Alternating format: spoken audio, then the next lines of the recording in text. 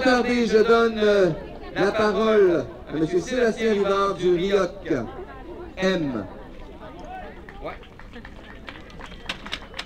Bonjour tout le monde! Alors, c'est vraiment le fun de vous voir en ce premier jour, mercredi, premier jour du printemps 2005! Bravo aux organismes de plusieurs quartiers de la ville de Montréal. Il y a des gens qui viennent d'aussi loin que l'extrême ouest de Montréal, la Chine. Il y a la salle, il y en a-t-il plus loin que ça encore à l'ouest? Pierrefonds? Non? Verdun? Ouais, Pointe-Saint-Charles, bravo! Montréal-Nord! Alors, il y a des gens de l'ouest, il y a des gens de Montréal-Nord, il y a des... Bravo! Des gens d'Hochelaga, Maisonneuve, je crois, des gens du centre-sud, de Villeray, du plateau. Alors, c'est vraiment le fun, sérieusement, de voir des gens de tous les quartiers. Longueuil! De Longueuil! Des gens de Longueuil! Wow! Merci d'être là, bravo! Alors, il y a des gens de Longueuil et de plusieurs secteurs d'activité, parce que le communautaire, vous savez que c'est extrêmement large comme composition. Il y a des gens du mouvement des femmes, qu'on reconnaît leur petite cape turquoise, entre autres. Ou sans cape turquoise, mais qui sont aussi des femmes. D'ailleurs, il faut souligner que le mouvement communautaire, c'est pas mal, très majoritairement des femmes. Alors, merci d'être là, mesdames. 80% selon Marie-Joseph ici. Alors, on est tout à fait d'accord avec ça. Alors, merci à toutes les femmes du mouvement communautaire et nos amis qui sont ici ce soir. Merci aussi aux gars, naturellement, qui sont là ce soir en grand nombre aussi. Bravo! On fait toutes partie du mouvement ensemble et aussi donc le mouvement des femmes, les groupes de jeunes qui sont ici ce soir, des auberges du cœur, bravo! Les maisons de jeunes qui sont ici, d'autres types d'organismes, je ne les ai pas tous remarqués en prévention de la toxicomanie, bravo! Il y a en alphabétisation aussi. Il y a des tables de quartier aussi qui sont représentées. Alors, bravo, merci tout le monde d'être ici ce soir. Ça démontre encore une fois la force et la diversité de notre mouvement. Bravo. Alors, si on est ici ce soir, c'est pour célébrer, comme on a dit plutôt, notre ténacité, notre résilience et notre solidarité devant ce gouvernement qui ne fait que semer de la pénombre sur notre société. Si on est ici ce soir, c'est parce que les femmes et les hommes du communautaire sont éprouvés, sont fatigués de ce qui se passe au Québec. Je pense que je n'ai pas à vous rappeler tout ce qui est en train de se passer. On est en train de scraper nos CLSC, c'est révoltant. On est en train de renvoyer nos travailleuses sociales dans des cliniques médicales privées. Ça, je pense qu'il faut dénoncer ça avec vigueur. Il faut dénoncer aussi les coupes dans les services de garde et le démantèlement des CPE, quelque chose de précieux au Québec. On est en train de scraper ça. Ça aussi, je pense que le communautaire est solidaire et dénonce cette cause-là. On coupe dans les services aux personnes handicapées. Je ne sais pas si vous savez, mais il y a des gens qui avaient de l'aide, qui ne peuvent pas faire leur repas, qui ont eu des services coupés. Ils sont obligés de payer les services de leur poche pour faire leur repas alors qu'ils ne sont pas capables de le faire eux-mêmes. Ça, c'est vraiment dégueulasse ce qui se passe dans le secteur des personnes à mobilité réduite, personnes handicapées physiques et mentales. Et aussi, il y a des personnes âgées qui sont victimes de toutes ces mesures d'austérité. On en entend beaucoup parler à Montréal. Alors, les organismes communautaires sont de plus en plus sollicités pour pallier aux impacts de l'austérité. Par contre, ce soir, on déclare que notre limite est atteinte. C'est terminé et même dépassé.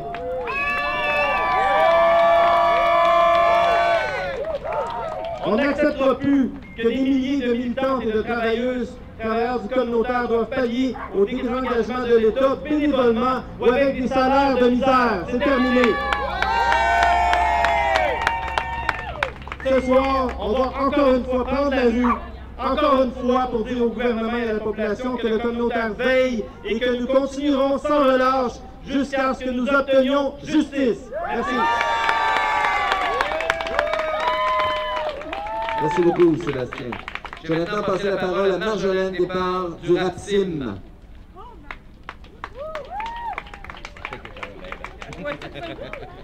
Bonsoir, ça me fait plaisir d'être ici avec vous. Merci de vous être mobilisés encore une fois.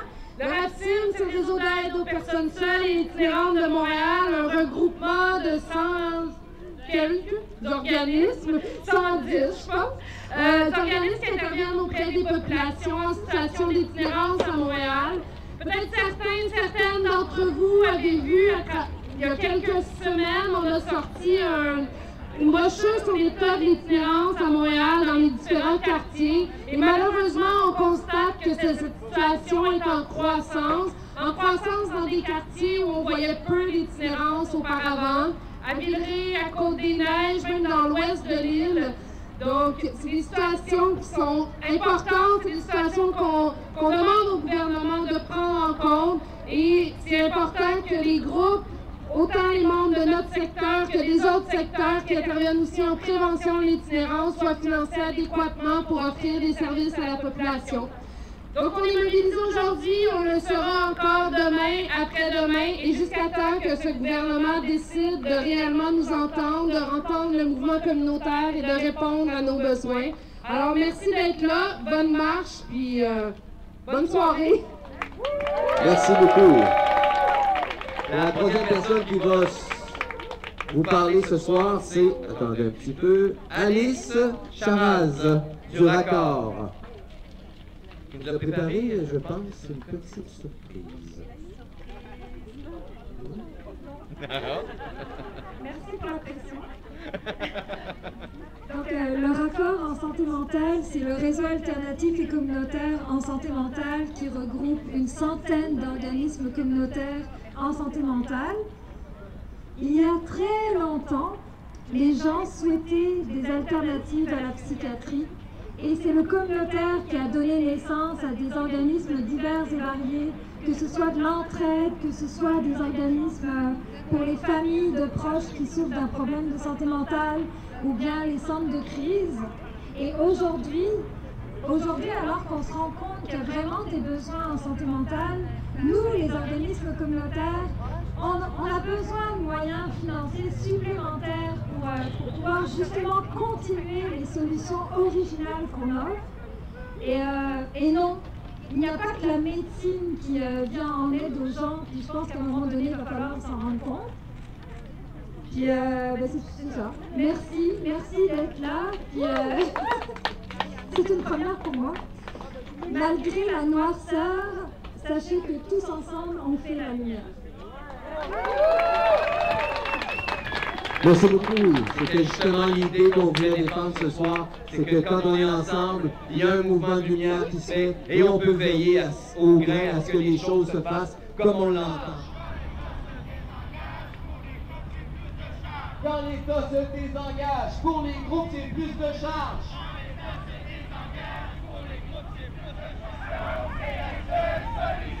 Augmenter le financement pour tous les groupes, c'est urgent. Augmenter le financement pour tous les groupes, c'est urgent. Augmenter le... Nos missions, c'est sacré. Il faut plus les financer. On ne laissera pas. Nos missions, c'est sacré. Il faut plus les financer. Sous-traiter le communautaire.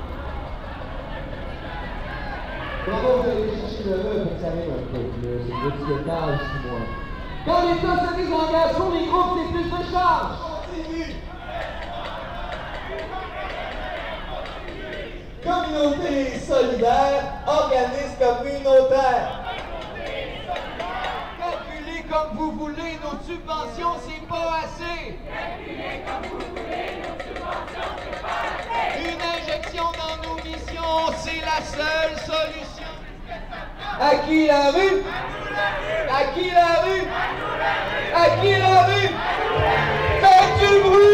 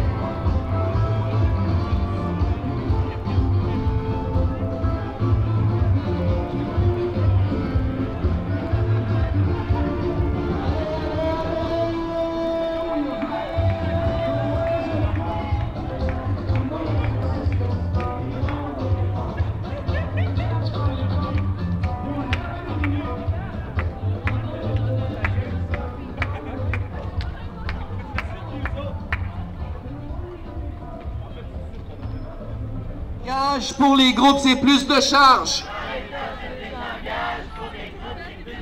On se laissera pas appauvrir, on se laissera pas désunir.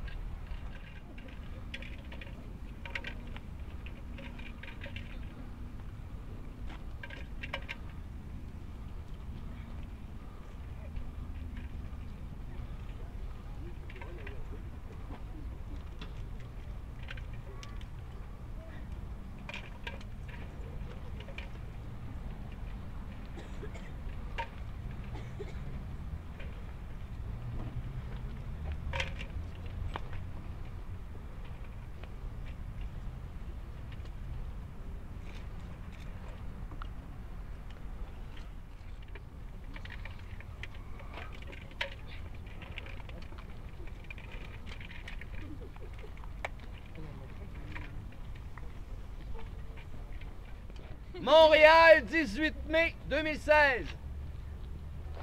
Des dizaines de groupes communautaires ont marché à la chandelle du Mont-Royal au parc La Fontaine pour revendiquer une reconnaissance et un financement adéquat à leur mission. Ils ont déposé des lumières dans le bassin du parc pour rappeler que la solidarité du mouvement communautaire est un espoir nécessaire dans ces temps sombres. Dans la grande noirceur, le communautaire veille. Les politiques d'austérité du gouvernement libéral affectent indirectement, mais clairement, les organismes communautaires. Avec les augmentations de tarifs, les frais accessoires, les coupes dans les services publics, de plus en plus de gens se tournent vers le communautaire. Il est évident que l'État cherche à sous-traiter des pans de sa mission sociale à un rabais sans pour autant reconnaître le travail des organismes à sa juste valeur. La plupart des organismes sont largement sous-financés. De plus, le financement par projet et les pressions à adopter des approches de rendement similaires à ceux des entreprises privées mettent en péril l'autonomie des organismes communautaires et leur visée de transformation sociale. Fin du communiqué de presse. Merci tout le monde!